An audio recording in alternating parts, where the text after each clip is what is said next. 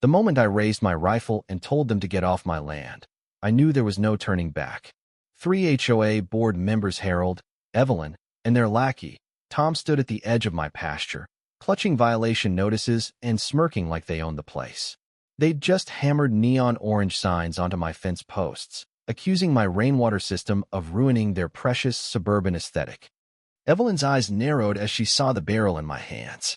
"Point that at us, and we're calling the cops," she snapped, her voice sharp enough to cut glass. "Take one more step past that boundary," I said, steady as stone, "and I won't just be pointing. I'll be defending what's mine." That was it. Tom, sweating through his polo, fumbled for his phone and dialed 911, making sure his words carried to my security cameras. "We're at Willow Creek Ranch. A man's threatening us with a gun." He didn't mention they'd crossed a clearly marked no trespass line. He didn't mention my system was legal, built to survive Texas droughts. By the time sheriff's trucks roared up my dirt road, my dogs were howling, the goats had bolted, and neighbors were gathering, phones out, whispering. What happened next flipped the script on the HOA. But to understand why, you need the whole story a few years in the making, sparked by a handshake I should have never trusted. I'm Jack Thompson, 54, a retired Marine and former firefighter. I own a 10-acre ranch in southern Texas, just beyond the sprawl of Grayson County. My granddad cleared this land. My dad poured his heart into it. For 20 years, I've built it into something real: livestock, solar panels, crops, and a barn I restored myself. I live here with my hound, Duke, and sometimes my nephew, Matt, swings by from college to lend a hand. It was peaceful until the HOA slithered in. 5 years ago, the county rezoned our rural patch for housing. Subdivisions popped up, then crept closer. When the Willow Creek HOA formed, I wasn't invited. My ranch was barely inside their boundary, 1.2 acres, to be exact. They sent rules and a bill. I tossed it. Big mistake. Letters turned to drop-ins.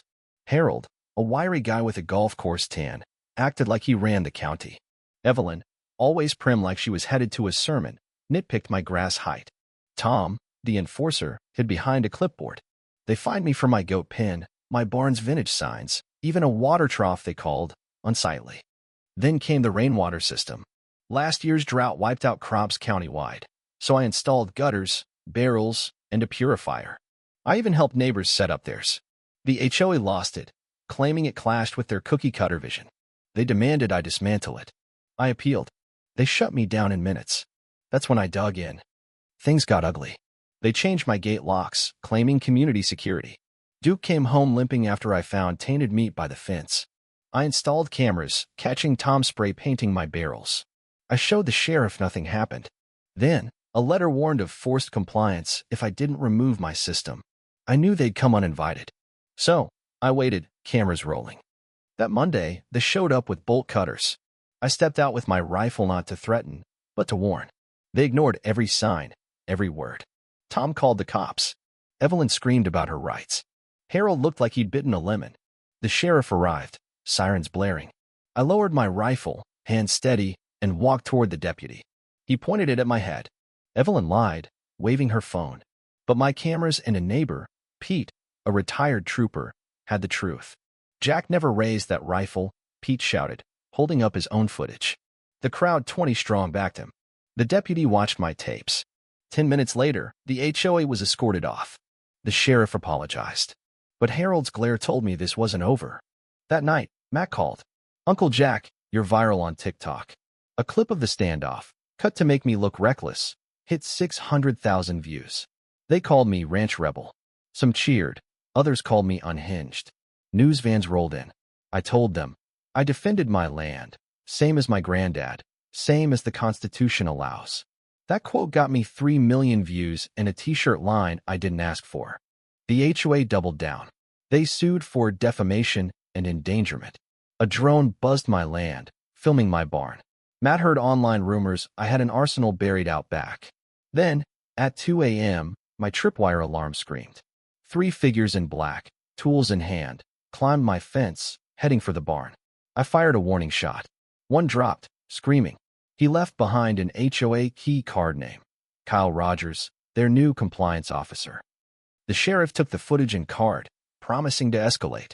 Kyle was arrested with herbicide and notes on my ranch. The community rallied, But Harold and Evelyn stood by the road, smiling coldly. Then came their boldest move, a push for eminent domain, claiming my land was zoned for a community green space, based on a 30-year-old map. It was a lie. My lawyer, Dan, a Marine buddy, found the map was a fakie utility sketch, not a legal plan. Harold had seen the real blueprints but hid them. At court, we played recordings from Evelyn, who defected, exposing Harold's schemes. The judge slammed the gavel. Case dismissed. HOA under review. Cheers erupted. But that night, my barn burned. Flames devoured my dad's workbench, Matt's old shooting loft. Footage showed Tom and Evelyn's SUV. Tom confessed Harold ordered the fire. The HOA's charter was revoked. Harold was cuffed on a golf course. Neighbors rebuilt my barn, naming it Phoenix Rise Ranch. A real estate firm offered millions for my land. I slid their folder back. Not for sale. The DOJ later called, investigating the HOA for fraud. I testified in D.C., telling my story to a room that applauded not for me, but for every underdog fighting back. Today, my ranch thrives. Neighbors picnic by the creek. Strangers visit, inspired by a man who stood his ground. This land isn't just dirt, it's dignity, earned by refusing to bend. The fight left scars, but it built something stronger, a community that says no to bullies.